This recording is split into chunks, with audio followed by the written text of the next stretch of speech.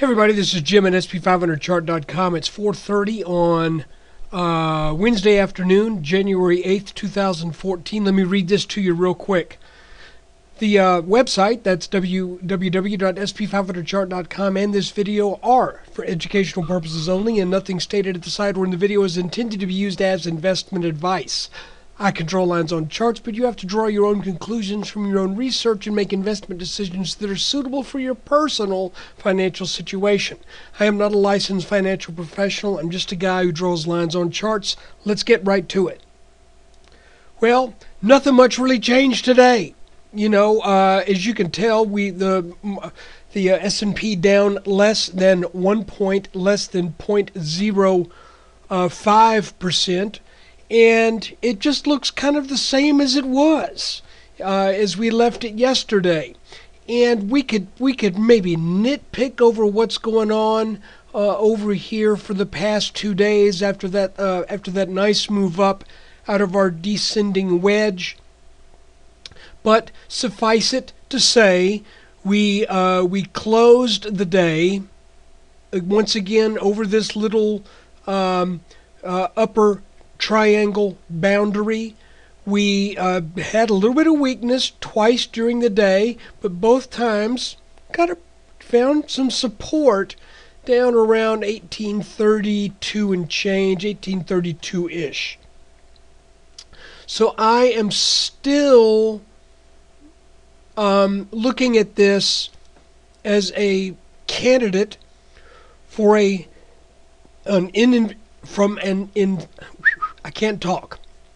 candidate for an inverted head and shoulders pattern.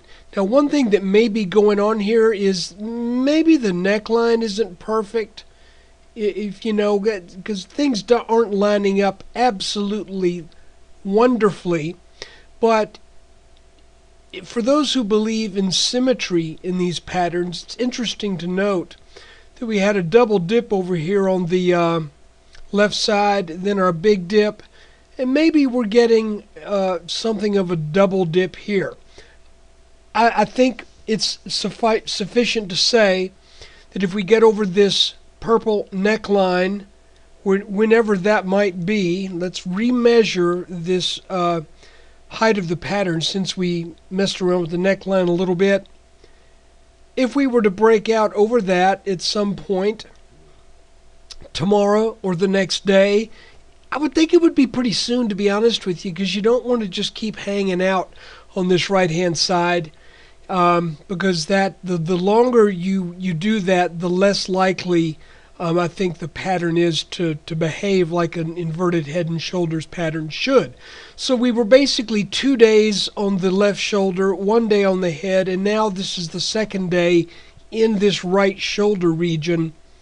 And again, if this pattern is confirmed with a breakout.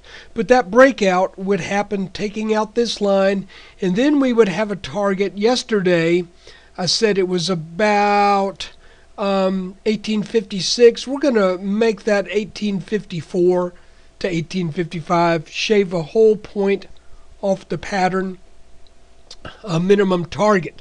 So guys, it's the same thing. Nothing changed today. We just spent a little bit more time underneath this line. We did not come back down for a back test down here. Could it still happen? Sure, it could still happen. But since we know that descending wedges tend to produce a bullish eventual outcome, I don't think there's anything different in the sense of what the short-term to intermediate-term market outlook would be. If we come down and tag this line here, then that would be a good buying opportunity, I believe. If we break this line here, it could be a good buying opportunity too. Not as good as coming down here. But both of these, whether we shed 18 points, 19 points, 20 points, and come down to tag this line for a back test, or we just get on up to 1854, both of those are bullish outcomes from where we are today. It's just that this back test idea certainly makes for a little bit better entry than just hanging around here waiting for this little thing to bust so you can pick up a 0.7% gain out of this very small pattern. So guys, I'm going to keep it short and sweet. That's your video for January 8th, 2014. If you feel like this wasn't complete enough, please go back and look at yesterday's video, the one for the 7th.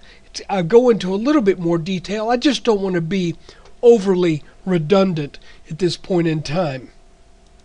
So there's your video. I appreciate you taking time out of your day to watch it, and thank you for your support.